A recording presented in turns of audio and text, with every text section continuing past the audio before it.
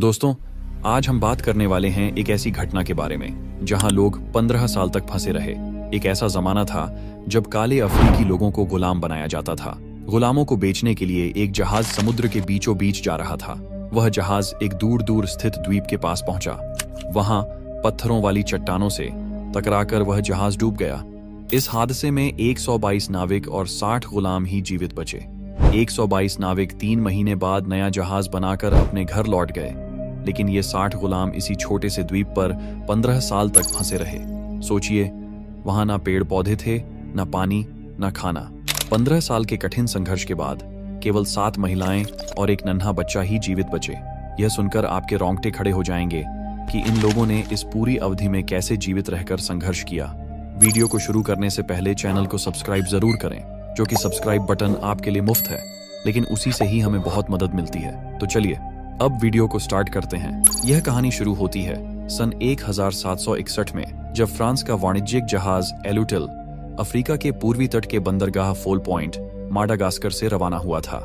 इसका उद्देश्य था कि वह वहां से जबरदस्ती उठाए गए अफ्रीकी गुलामों को लेकर आइल डी फ्रांस यानी मॉरिशस पहुंचाए और उन्हें मजदूरों के रूप में बेच दिया जाए। उस समय अफ्रीका के गांवों से लोगों को जबरदस्ती घरों से उठा लिया जाता था और उन्हें गुलाम बनाकर चुपके से और गैर कानूनी ढंग से व्यापारी बड़ी रकम लेकर बेच देते थे।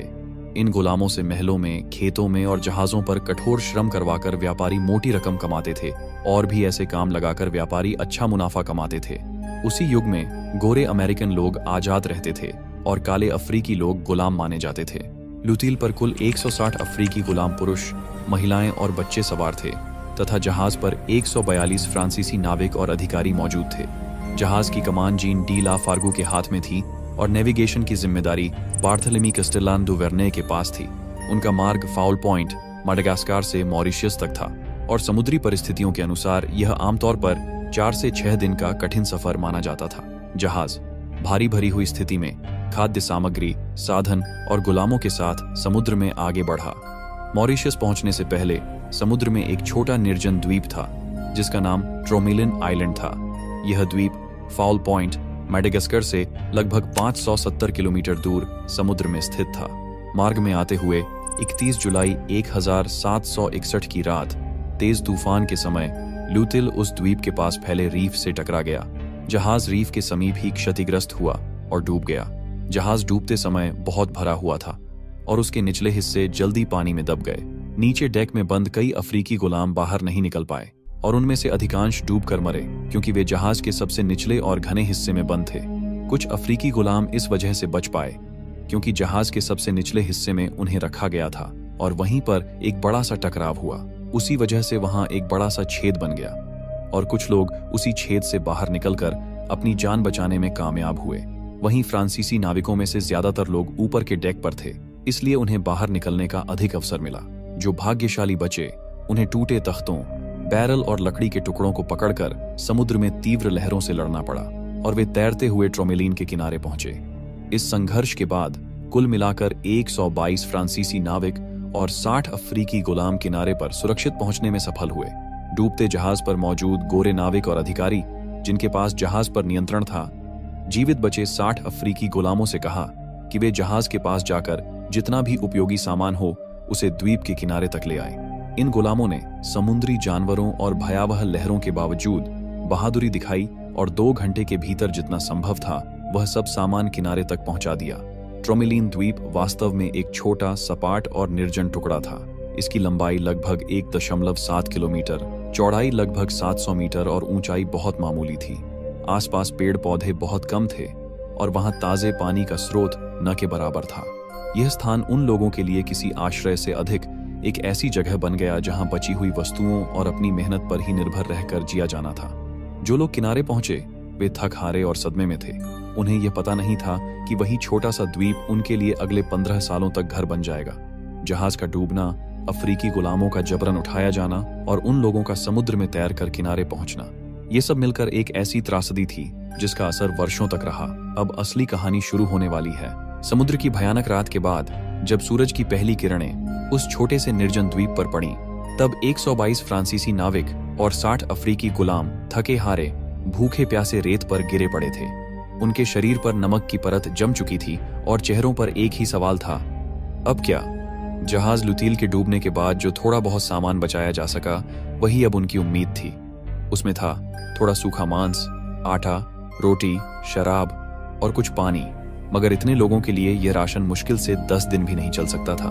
कप्तान ने आदेश दिया कि हर व्यक्ति को दिन में केवल एक बार सीमित मात्रा में भोजन दिया जाए।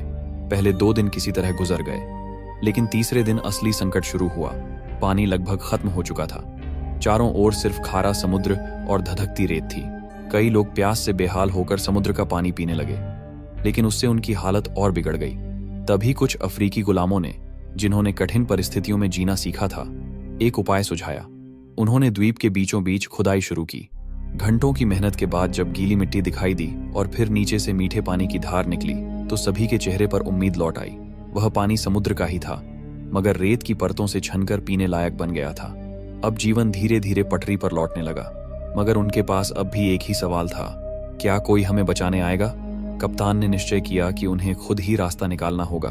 तभी फैसला हुआ कि डूबे हुए लुतले जहाज के बचे हिस्सों से एक नया जहाज बनाया जाए, ताकि कुछ लोग जाकर मदद ला सकें। उन्होंने टूटे तख्तों, रस्सियों और पालों से 2 महीने की कठिन मेहनत के बाद एक जहाज तैयार किया। यह वही लकड़ियां थीं जो कभी उनके जहाज लौटिल की थीं, और अब उन्हीं से बना था नया जहाज, जिसे नाम दिया गया ला प्रोविडेंस, यानी उम्मीद का जहाज। इस नए जहाज में कोई भी अफ्रीकी गुलाम नहीं भेजा गया। सिर्फ वे फ्रांसीसी नाविक और अधिकारी सवार हुए जो जीवित बचे थे। जब जहाज चलने वाला था, तब सभी लोगों ने मिलकर आसमान की ओर देखा और प्रार्थना की कि यह यात्रा सफलता लाए और वे मदद लेकर वापस लौटें। कप्तान ने उन 60 अफ्रीकी गुलामों से वादा किया, हम लौटेंगे, तुम्हें यहां से जरूर ले जाएंगे। फिर ला प्रोविडेंस समुद्र की गहराइयों की ओर बढ़ चला, मगर यह सफर आसान नहीं था। समुद्र उग्र था, लहरें ऊंची थीं और जहाज बार बार तूफानों में फंस रहा था। लगातार 4 दिनों तक जूझने के बाद वे लोग मेडागास्कर के तट के पास पहुंचे, लेकिन वहां पहुंचने से पहले ही जहाज में बीमारी फैल गई। कुछ ही दिनों में कई नाविक बीमार पड़ गए और उनमें से कई की मौत हो गई। जो लोग बचे, उन्होंने उन मृत नाविकों को समुद्र में ही दफना दिया। आखिरकार कुछ थके मांदे लोग किसी तरह मेडागास्कर के तट तक पहुंचे और वहां के गवर्नर को सारी घटना सुनाई। कैसे लुतील डूब गया, कैसे उन्होंने नया जहाज बनाकर जान बचाई और कैसे 60 अफ्रीकी गुलाम अब भी उस निर्जन द्वीप पर फंसे हैं। उन्होंने विनती की कि किसी तरह मदद भेजी जाए, लेकिन गवर्नर ने यह सुनकर गुस्से में जवाब दिया, यह पूरा अभियान गैर कानूनी था। तुम गुलामों को अवैध रूप से ले जा रहे थे। अब मैं कोई जहाज नहीं भेज सकता। वह उस समय युद्ध की स्थिति में था और उसके पास जहाज भी नहीं थे, इसीलिए उसने मदद भेजने से साफ इनकार कर दिया। वह जहाज जो उम्मीद लेकर निकला था, ला प्रोविडेंस, अब बेबस होकर वहीं ठहर गया। जिनके पास मदद मांगने की जिम्मेदारी थी, उन्होंने भी चुप्पी साध ली। उधर ट्रोमेलिन द्वीप पर 60 अफ्रीकी गुलाम हर दिन समुद्र की ओर देखते रहे। वे सोचते रहे, शायद आज कोई जहाज आएगा। उन्होंने तट पर पत्थरों से हेल्प लिखा, धुआं उठाया और आसमान की ओर निहारते रहे, लेकिन कोई मदद नहीं आई। उनके साथ ही गए थे ला प्रोविडेंस में, पर वे कभी लौटे नहीं। अब इन 60 गुलामों को यह समझ आ गया था, अब उन्हें खुद ही अपने जीवन के लिए लड़ना होगा। और यहीं से उनकी असली जंग शुरू हुई। जब समझ आ गया कि अब कोई मदद नहीं आने वाली, तो बचे हुए 60 अफ्रीकी गुलामों ने मिलकर जीवित रहने के तरीके निकालने शुरू कर दिए। सबसे पहले उन्होंने देखा कि एक बड़ा गड्ढा पहले से ही खोदा हुआ था। यह उनका जीवन केंद्र बन गया। बरसात का पानी वहीं जमा होता और यही उनका पीने का साधन था। समय के साथ वे इसे और गहरा करते गए ताकि थोड़ी सी भी बारिश का पानी लंबे समय तक बचा रहे। लकड़ी बहुत कम थी, लेकिन लुतील जहाज के डूबे हुए मलबे के पास कुछ लकड़ी बची हुई थी जिसे इस्तेमाल किया जा सकता था, पर वह जगह दूर और खतरनाक थी, इसलिए वे उस तक नहीं जा सके। इसके बावजूद उन्होंने रेत खोदकर और अपने आसपास की सामग्री से छोटे छोटे रेत घर और छत जैसी संरचना बनाई। रेत की दीवारें उभार कर, समुद्री घास, टहनियाएं और जहाज के टूटे कपड़ों से उन्हें ढककर आश्रय तैयार किया। खाना पाने के लिए पहले वे किनारे आने वाले छोटे छोटे कछुए और समुद्री पक्षियों पर निर्भर रहे, लेकिन बड़ी मछलियां पकड़ने के लिए उन्हें ठोस उपाय अपनाने पड़े। उन्होंने बांध और जाल बनाना शुरू किया। जहां लहरें आती थीं, वे पत्थर और रेत से जाल जैसी संरचना बनाते ताकि मछलियां उसमें फंस जाएं। मछलियों को आकर्षित करने के लिए वे कछुए के टुकड़े और उसका रक्त डालते। पकड़ी मछलियां वे धूप में सुखाकर संग्रहित करते। यही उनका मुख्य भोजन बन गया। पानी बचाना उनकी सबसे बड़ी प्राथमिकता बन गया। गड्ढे को ढक ढांक कर रखना और पानी को छोटे छोटे बर्तनों में भरकर रखना उनकी दिनचर्या बन गई। जिंदगी का नियम बन गया। हर सुबह और शाम एक व्यक्ति पहरा देता ताकि कहीं कोई जहाज दिखाई दे।